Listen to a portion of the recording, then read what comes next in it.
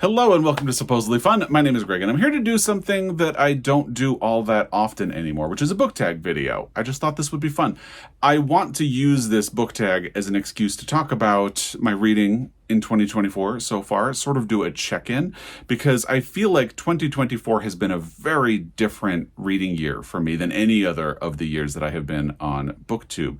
And we'll get into all of the reasons why. I like I said, I don't do a whole lot of book tags anymore, but I thought there was an interesting conversation to attach to this one. And as we go through the prompts, I can sort of do a reading check-in and evaluate why my reading year feels different from any of the other ones since I've been on BookTube, and maybe think about if that's going to change and all of that. I will still do the mid-year book freakout when that comes in June, because I do that every year that I've been on BookTube. This feels like a fun way of sort of leading up to that. And it is the Quarter Year Crisis book tag. It was created by Royson's Reading. I'll have that video down below, as well as the one that tagged me. That was Literary Life. Her video will be down below as well. Let's dive into the questions, because I feel like the prompts for this tag will lead to the discussion about how my reading year is going so far. And before anybody says anything, I know it's May 7th as I'm filming this. The quarter year part is a little old. I'm late to the game on this one, but it's fine. It's fine. It doesn't really matter. And like I said, I'm still going to do the mid-year book freakout tag in June. So let's just pretend like this is timely and just go with it. The first prompt is, how many books have you read so far?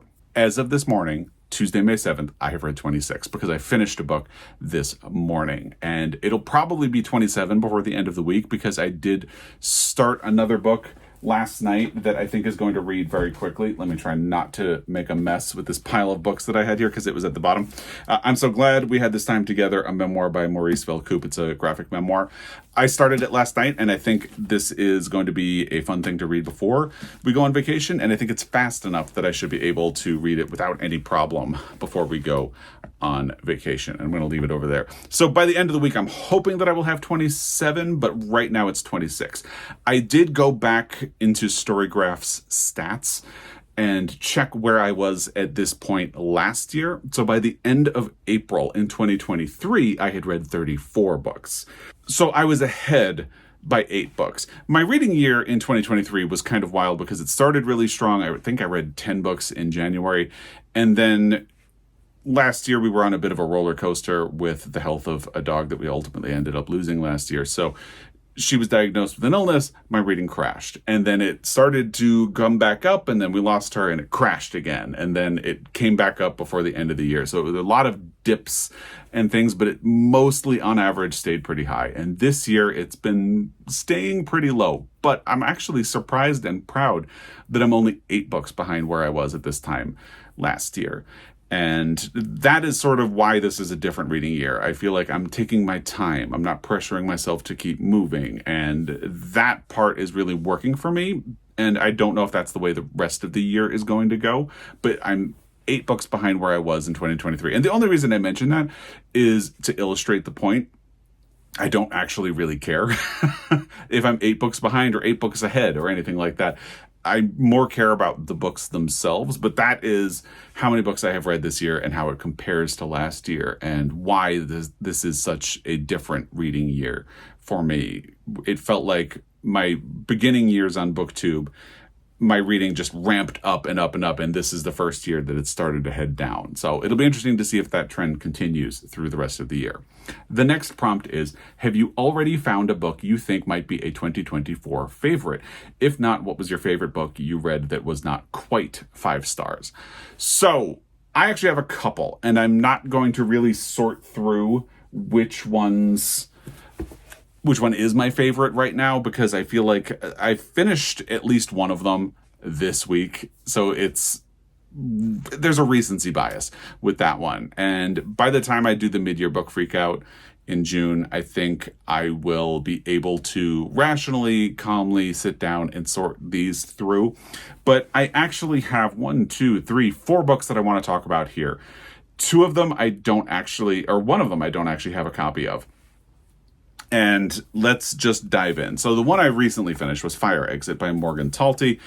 if you know me, you know I'm a huge fan of Night of the Living Rez, and this is Morgan Talty's debut novel, following up on that linked story collection, and I loved it. Really great. So this is definitely one of my top contenders. I will be surprised if this falls out of the top 10 by the end of the year, because all of the books that I'm going to talk about here are strong enough that I will be shocked if they're not in my top 10. I think they could easily be in my top 5 by the end of the year.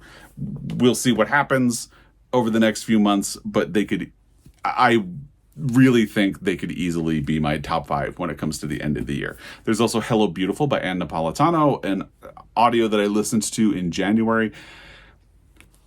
I love books about complicated family dynamics and things like that, in case you can't tell, and this really hit home with a lot of that.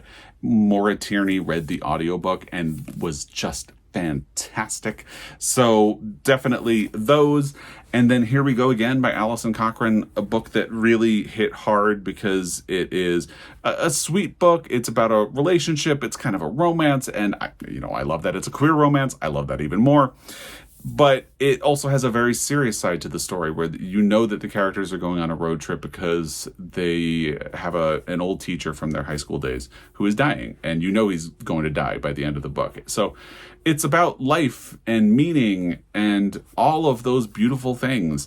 And I cried a lot. So it resonated a lot, especially with the journey that I mentioned I had been on last year. And we don't need to get into specifics of it, but yeah, it really hit home. And the last one is Angela's Ashes by Frank McCourt. This one is a little bit different because this is nonfiction, and I do separate nonfiction from fiction when I do my best of the year. And I feel like this is going to be my number 1 nonfiction book of the year. It will be shocking to me if something ends up taking this spot. If you told me right now that I had to pick one overall favorite among these books, it would probably be Angela's Ashes by Frank McCourt. I also listened to this one on audio, and Frank McCourt read the audio, and I recommend it. He did such a good job with that. And even though I was listening to it on audio, I really knew that I wanted to get a copy for my library. So I went to my local used bookstore and found this beautiful edition of it. Great book. So my best of the year so far, to recap: Fire Exit by Morgan Talty, Here We Go Again by Alison Cochrane, Hello Beautiful by Ann Napolitano, and Angela's Ashes by Frank McCourt. So we'll see which one comes out on top. That's going to be a June problem when I do my mid-year check-in. I don't feel like I have to have it sorted out exactly right now, but they are the top contenders. The next prompt is any 1-star books or least favorite book of the year. So I don't have anything that I hated this year. Nothing has been thrown across the room or dropped on the floor or anything like that. So I don't really have a worst book. And the only way I can think to answer this question is to talk about a book that disappointed. I do have one of those. It was Float Up, Sing Down by Laird Hunt. Now, I love Zori. It's faced out on my shelf right here. Beautiful book. So these are linked stories set within the world of Zori. So I was so excited to read this book, and it was just okay. But because I had loved Zori so much, you really can't help but feel a sense of disappointment. So while I wouldn't say this is a worse book, I don't really want to hate on it too much. It is the biggest disappointment that I have, and that's the best way I have to answer this prompt. And I think that also goes to show that the deal with my reading this year is not a lack of quality. I mean, there have been some books I've had trouble getting started and books that I've put down. I've DNF'd a lot more this year than I did last year, and we're not even done with the year yet, so that will probably continue. But there is a lot of quality because I had 4 books that I wanted to talk about in favorite, and I had to struggle to come up with something that I could even qualify as a worst for this year. And it's not. Like, this is not a bad book. I just found it disappointing. And that was the only way I could answer this question. So it's kind of interesting as well because, like I said, I've DNF'd more. I have struggled to get into some books and then just put them down. But there has been a great deal of quality. So that's not really the issue. It's more like me navigating my own reading, which is just an interesting process and something that is kind of interesting to think about. The next prompt is most read genre so far. And the answer is literary fiction, and I'm using air quotes because I hate that term. But when I looked at my stats on Storygraph, literary fiction is ahead. LGBTQ plus is not far behind. Let me see what the numbers are. So literary right now is at 9, and LGBTQIA plus is at 7. And somebody had pointed this out at some point, and I do think it bears mentioning. This is an imperfect science on Storygraph. In order to be counted as LGBTQIA plus, Storygraph has to tag the book that way. If I add that tag to a book, it won't be caught in this genre that they have. And I know I've read at least one book this year that is queer, but is not tagged that way. So I would be willing to bet that LGBTQIA plus is actually comparable to literary fiction. And just not to get on a soapbox, I think my problem with the term literary fiction is that it implies and then perpetuates a sense that, you know, these are the literary books, these are the ones you need to take seriously, these are the best books. And it can sort of lead to a genre bias or a sense of snobbery about different genres. And I used to do that. I don't anymore. So I wish we could just call it like literature or fiction. Oh, well, I don't get to make up the terms and define them. So right now, according to Storygraph, literary fiction is in the top spot. It makes sense. I do mostly read what people call literary fiction, even though I don't like the term. But June is coming, and in June, I read nothing but queer books to celebrate Pride, so I'm willing to bet that's going to get a good bump, and we'll see how that goes. By the way, I should also mention, last year, my split between audio and print was neck and neck the entire year through. And this year, that is really not the case at all. I've actually had a much harder time getting into and through audiobooks. And I've been going through audiobooks slowly and really taking my time. Part of that is that I'm trying to fix my sleep. And most of my audio listening was right before bed. So I'm trying to allow myself to go to bed at a reasonable hour, which means I've cut into a lot of the time that I usually dedicate to reading, but I have to fix my sleep. I have to do something about that.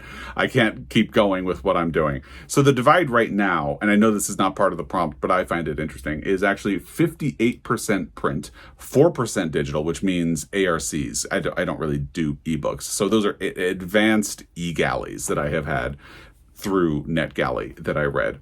So ultimately, it's like 62% that's not audio. And of course, if you can do math, that means 38% is coming out as audio. And like I said, last year, it was neck and neck and neck all year long. And in fact, there were parts of the year where audio was outdoing print in 2023. And this year, it is much more heavily skewed in the other direction. I just find that interesting, so I thought it was worth mentioning here. Next prompt is, what is a book that surprised you? And I had a couple of ways I could go with this one. The one I decided to highlight is Mrs. Quinn's Rise to Fame by Olivia Ford. Now, it didn't surprise me that I liked this book, because as someone who is obsessed with the Great British Bake Off, I kind of knew I was going to like it. And as someone who really needs to carve out space for cinnamon bun books, a term coined by Doris from Aldi Books, I knew that this was going to fit, but I guess the surprise was just how much I liked it. I could have easily included this among my top books of the year because I loved it. So you have this woman, Mrs. Quinn, obviously, it's right there in the title. She is 77. She feels like she hasn't accomplished anything in her life, but she loves baking. So she decides to apply for a show that is obviously a stand-in for the Great British Bake Off, and she gets on it. So the way Joel talks about it is there's almost a Slumdog Millionaire quality, and I don't want to oversell that too much, but it is definitely there, because everything that she has to bake for the show ties back to a story from her life where that recipe kind of comes into her story, and it's really beautiful. I loved it, and I think this is another book that could easily be in my top 10 by the end of the year. I just decided to single it out in this category instead of really talking about it as something that is a favorite, but I could have easily put it in the mix for that as well. But so again, it wasn't a surprise that I liked it. I kind of knew that I would. I was surprised by how much I liked it, and a little bit by how serious it is, because the backstory of our life is pretty dramatic, and I liked it. I liked it a lot. The next prompt is a book that has come out in 2024 already that you want to read but have not yet. And I have two that I want to talk about here. The first is How We Named the Stars, a novel by Andres N. Ordorica. I have had this advanced reader's copy of it since January and have not read it. And I think it actually came out in February 6th. So it's been out for a good long time already, and I haven't gotten around to it. So hopefully before the year is over, I will get to this one. And the other one is another queer story, Greta and Walden by Rebecca Riley. I also got an advanced copy of this like back in January, and this was also released on February 6th. So I've had these in my library about the same amount of time. I really want to read both of them. I just haven't managed to do it yet. So hopefully before the end of the year, I'll catch up to both of them. I do actually, now that it's released, have access to an audio of Greta and Walden, so I might do that one in audio. But I also mentioned how much trouble, well, not trouble.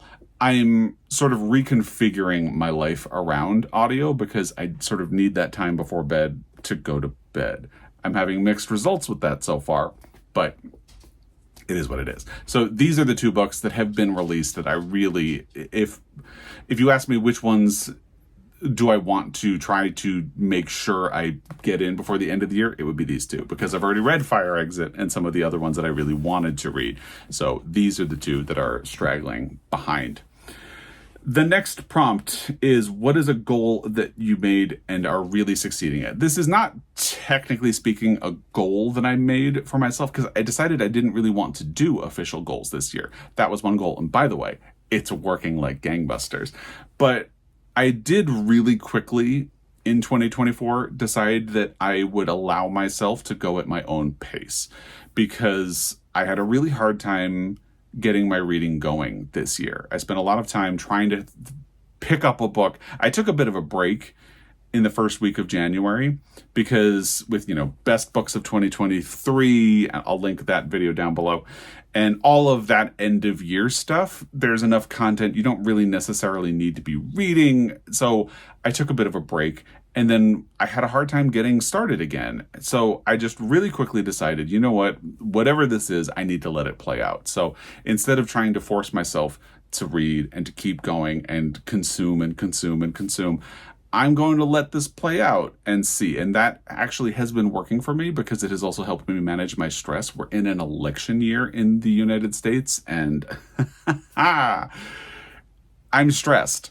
So allowing myself to go at my own pace and to put down books that I'm having a hard time getting into, or that are not, or are stressing me out or anything like that, has definitely helped a lot. So although it was not technically a reading goal, just the decision to allow myself the freedom and the grace to go at my own pace, not to pressure myself to continue reading if I'm not feeling it, or to continue reading a book if I'm not feeling it, has definitely been helpful to me. Because in the early years of being on BookTube, I definitely felt pressure to have things to talk about.